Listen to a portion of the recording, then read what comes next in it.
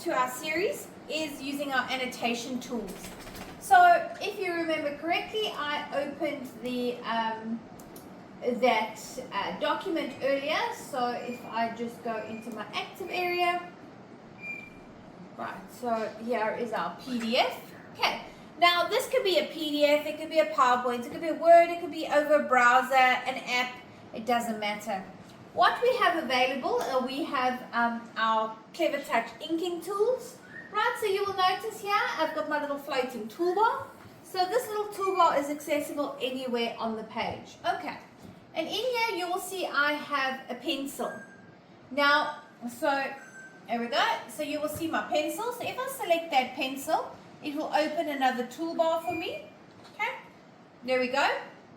So now, again, everything is movable so that it's comfy for you. Here I can go and change my colors. So if I wasn't happy with those colors, of course you can go and select them, change the thickness. Okay, so let's say I wanted to take, which one? Let's say that blue out. I wanted to replace it with that teal. I want to take that red out. I wanted the pink. Right, you have that ability to do that, and I wanted it a much thicker. Okay, so there we go. So now, what I'm able to do is then I'm able to write over my documents.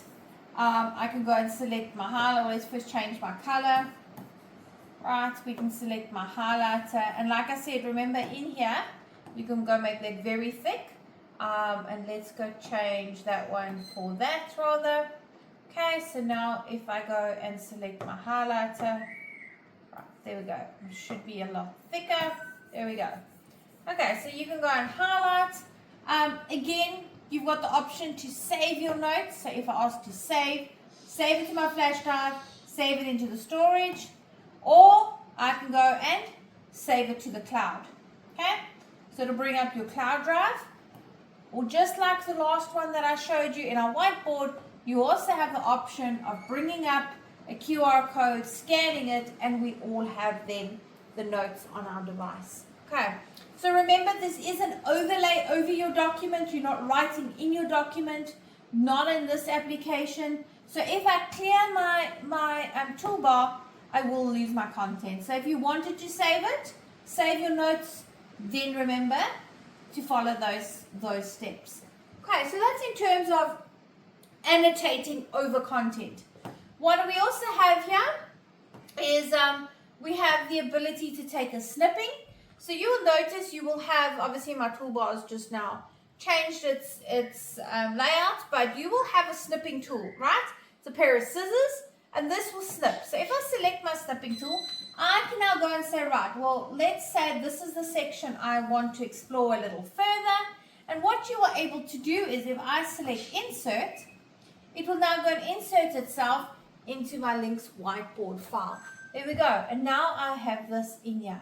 So we will come back to this just now. But this gives you the ability to bring content from a website, from your current, let's say EPUB or an app, and bring it into the whiteboard to continue working on it. All right, so I will bring you back to that shortly. Okay, so that's obviously taking a snipping. Then the other thing is, in terms of easy access to a few tools, you have a little spanner. So this spanner, you have a spotlight. So right, so from here you can quickly go to your settings. Right, let's make that, and you can change how quickly you zoom.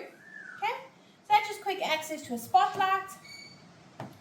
You have quick access to a timer.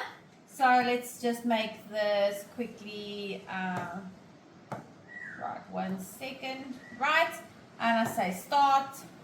Right, so great for exams, tests, any type of assessment that you're busy with, any activity that you need to time, really just easy access. Again, in my spanner, I also have, so that was a stopwatch, you also have a timer.